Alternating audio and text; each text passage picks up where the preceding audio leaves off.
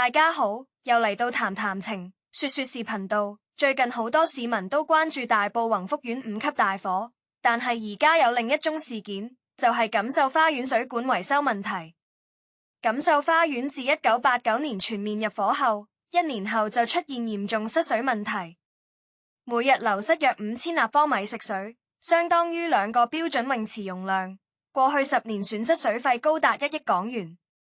水務署調查多年仍然話冇人偷水，初時喺加壓驗收水管後喺冇漏水嘅情況下供水，而喺2000年時曾經大維修過一次，但之後仍繼續失水。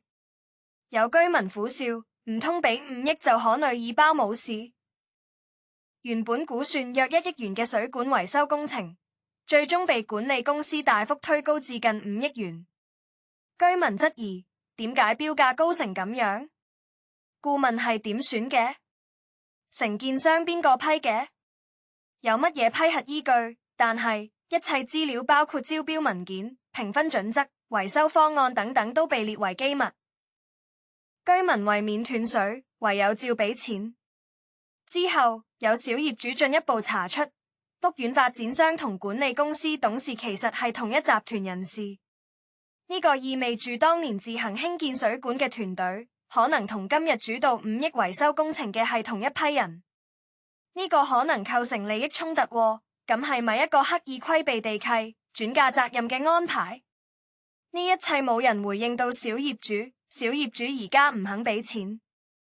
錦繡花園居民向政府提出3項具體要求：第一，公開當年批准私人建造供水嘅決策依據；第二，暫停5億元工程並啟動跨部門獨立調查；第三，為錦繡花園業主提供法律保障，例如制定新法或修訂《建築物管理條例》第344章。屋苑管理公司先幾年提出嘅更換水管保漏工程，遇到業權同責任等爭議而一直拖延。即使水務署早已要求屋苑堵截漏水問題，否則會實施減供水水壓，但更換水管的保漏工程至今未落實。直到2025年10月下旬，水務署終於向屋苑發出最後通牒，警告1個月後，咁即係最快12月起實施減水壓。若果工程繼續拖延，會進一步截斷屋苑嘅臨時淡水沖水供應，減少食水浪費。咁樣係咪大石壓死蟹，威脅人一定要維修呢？咁樣會唔會涉及到官商勾結呢？另外，大業主只支付3%維修費，小業主要夾97%嘅費用。呢個公平咩？有業主透露，減水壓或會令食水無法抌上2、3樓嘅浴室，直接影響日常生活。嗰個業主強調唔係唔想盡公民責任，指絕大部分小業主都希望揾出真正失水原因，佢哋擔心工程唔可治本解決漏水問題。至於屋苑管理公司方面，今年6月曾向業主發出5億維修工程費嘅集資通告。每戶費用由接近9萬至近13萬元，但工程除咗更換水管解決漏水問題外，仲包括鋪光纖同建立智慧社區嘅工程，涉及追蹤車牌同完善保安等。呢個舉動惹嚟部分業主嘅不滿，認為管理公司乘機提出多項同更換水管以外嘅工程。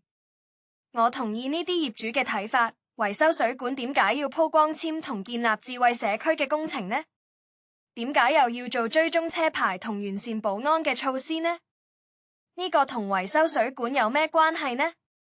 其實政府應暫時停止香港所有嘅工程，正式檢視一下大廈維修工程圍標嘅問題。乜嘢係圍標呢？圍標係指多個競爭者私下達成協議，在招標過程中大家互相串通，限制競爭，最終確保其中一人以非公平嘅方式，呢個通常係高價或較差條件中標，謀取不正當利益，係一種嚴重反競爭行為，導致價格上升、品質下降。呢個係違反咗競爭條例同政府採購法條例。強迫居民做維修，俾錢去傷害自己嘅屋企，分分鐘仲要傷害埋自己嘅親人，邊個會咁做？政府官員多少都應該有啲同理心，換轉係自己，你哋會咁做？好啦，今集講到呢度。希望大家評論、讚好同分享呢個頻道，多謝。